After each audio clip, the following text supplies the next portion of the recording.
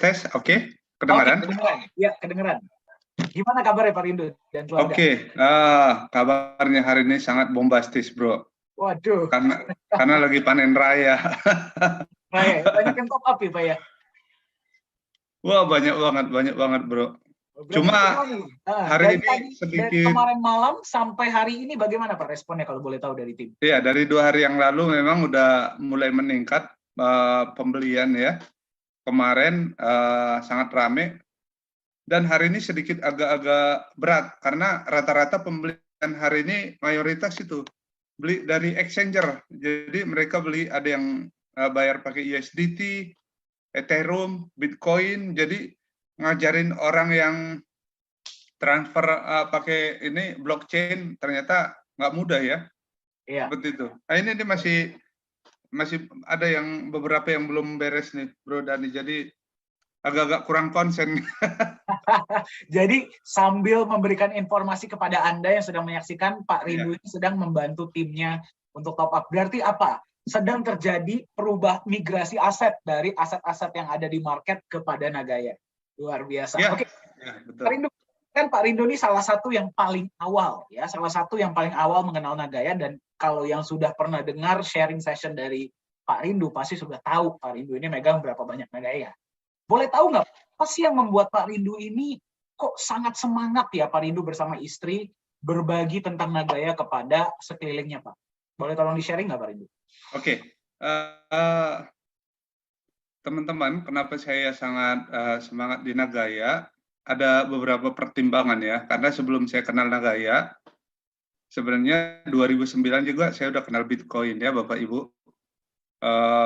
Tapi saya kurang beruntung di Bitcoin karena saya dulu punya banyak ketika saya masih tinggal di Jepang.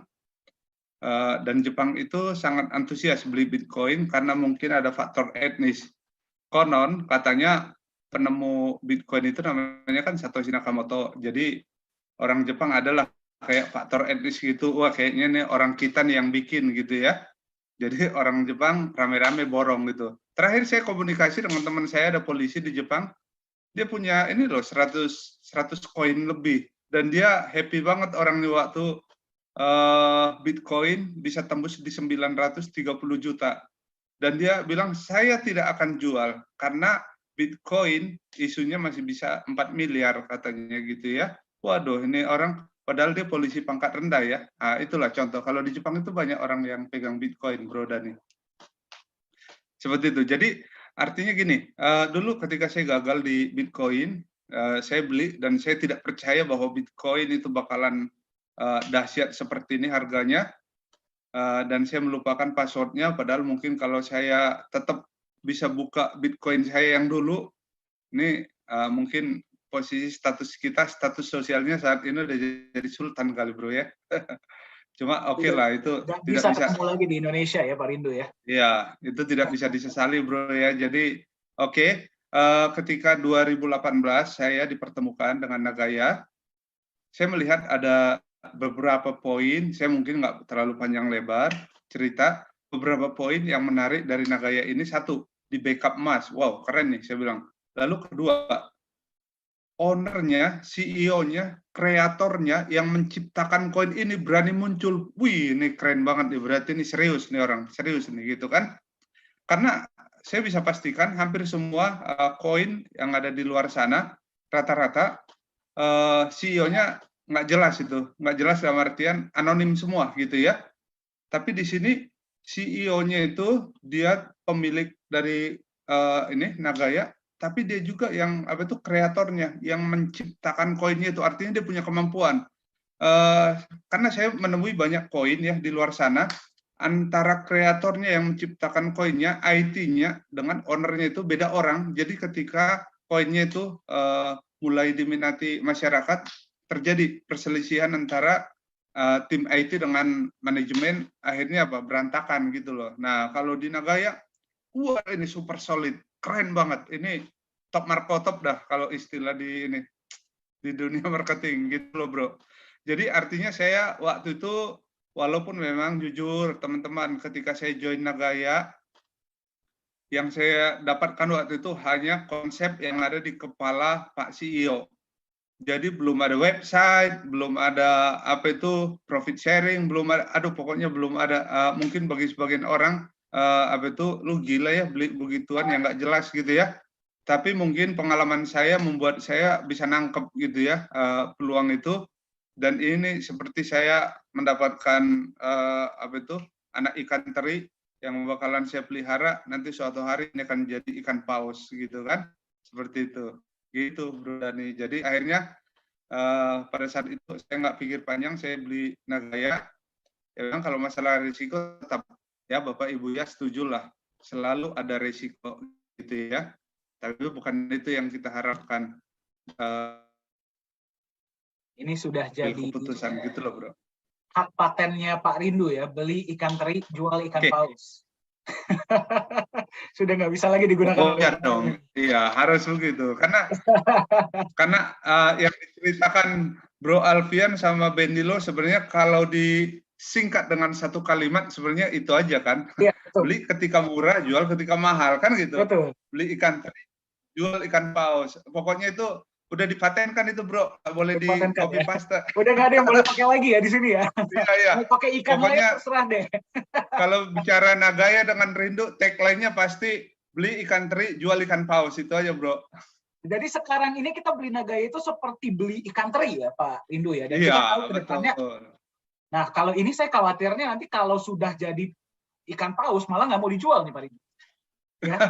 Jadi beli ikan teri, megang ikan paus jadinya ya. Pelihara ikan paus. Oke. Kenal Bro. Oke. Nah Pak Rindu, kalau boleh tolong di-sharing, kedepannya harapan Pak Rindu bersama keluarga ini bagaimana? Iya. Kalau boleh tahu Pak. Sepertinya Pak Rindu ini sinyalnya. By the way, suara saya jelas nggak, Bro Dani? Agak sedikit putus-putus. Oke, sekarang sudah jelas. Sekarang bisa dengar saya Pak Rindu? Sorry ya, sebentar ya. Iya. Nah. Oke. Wifi saya mungkin terganggu. Saya buka pintu deh, pintu kamar. Oke. Sekarang sudah oke. Sekarang sudah oke. Pak Rindu, apa harapan, impian ke depannya Pak Rindu bersama keluarga di Nagaya kalau boleh di-sharing Pak Rindu? Oke. Jadi gini Bro Dani, sejak saya beli Nagaya, jujur memang saya terus terang tinggalkan Nagaya sekian lama karena tergoda main money game. Dan di money game saya mengalami hal-hal yang sangat pahit lah. Harta yang saya kumpulkan semua habis ya. Karena apa?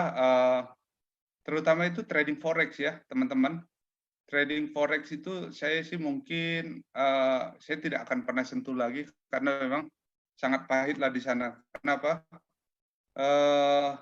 Kelihatannya menarik ya karena mereka menjanjikan profitnya bisa sekian per day gitu ya. Tapi ternyata setelah saya mengalami banyak kerugian dan mempelajari sistem yang ada di sana, itu ternyata banyak sekali kejahatan dan boleh dikatakan di sana itu kita kayak adu ilmu ya. Kalau kita menang, berarti ada pihak yang kalah. Sebaliknya, kalau kita kalah, ada pihak yang menang. Dan ketika kita menang konsisten, itu kita akan dikerjain broker, dan ada banyak banget resikonya yang timbul gitu ya. Dan masalahnya gini, Bro Dani, ketika suatu hari saya kumpul dengan beberapa komunitas trader yang katanya, mereka itu udah 10 tahun ke atas trading, ada statement yang saya dengar, udah lu jangan ngomong lu trader kalau belum pernah loss 9 miliar katanya. Oh my God gitu. Jadi artinya kepastian loss lu. Gila kali, berarti gue jalur yang salah nih di sini gitu. Dan saya lihat memang ada seorang trader yang katanya jago gitu ya. Suatu hari dia naik Mercedes. 3 bulan kemudian naik sepeda motor bebek gitu. Bro, berarti loss di orang nih gitu ya. Kembali seperti dulu gitu, Bro Dani. Artinya apa? Saya memang akui bahwa di dunia trader itu resikonya itu adalah karena namanya kayak main judi ya. Jadi kita agak-agak greedy gitu ya. Kalau bisa menang banyak, kenapa harus sedikit ya? Jadi akhirnya kita anggap kita udah jago gitu. Akhirnya pasang banyak, ambil lot banyak, dan ternyata market kita tidak pernah tahu pergerakannya seperti apa, ya udah habis deh seperti itu. Nah, jadi itu singkat cerita apa yang saya kerjakan setelah saya join Nagaya, saya tinggalkan Nagaya, saya sibuk main money game, tapi akhirnya beruntunglah ada COVID ya. COVID membuat saya tidak bisa bergerak kemana-mana dan ekonomi saya hancur-hancuran karena saya main di money game. Akhirnya suatu hari saya temuin lagi Pak John dan saya tanya mengenai bagaimana kondisi Nagaya saat ini gitu ya. Ternyata Nagaya bukan cuma tidak scam, tapi penjualannya makin keren gitu ya. Dan ada banyak hal-hal yang luar biasa saya lihat, kayak misalnya project akan on segera gitu ya, project pertama, dan ini itu segala macam. Akhirnya saya, apalagi ada kalimat yang membuat saya langsung, apa ya, waktu itu langsung happy banget. Aktuaria Singapura memperkirakan Nagaya bisa capai 100 US dollar 3-5 tahun ke depan gitu. Karena waktu saya kenal Nagaya dulu itu belum ada Bapak Ibu, kalimat itu nggak ada gitu ya. Jadi begitu saya dengar kalimat itu, kayak keren banget nih gitu kan. Akhirnya sejak saat itu saya putuskan untuk konsentrasi penuh di Nagaya. Saya tidak mau lagi tertarik sama yang namanya tawaran-tawaran yang lain. Bahkan teman saya dengan berbagai cara buka akun buat saya. Nah, kalau teman-teman tahu mungkin ada beberapa MLM yang berbasis trading forex sekarang. Saya bahkan dibukain akun, dikasih modal 100 juta, sampai sekarang akunnya ada gitu ya.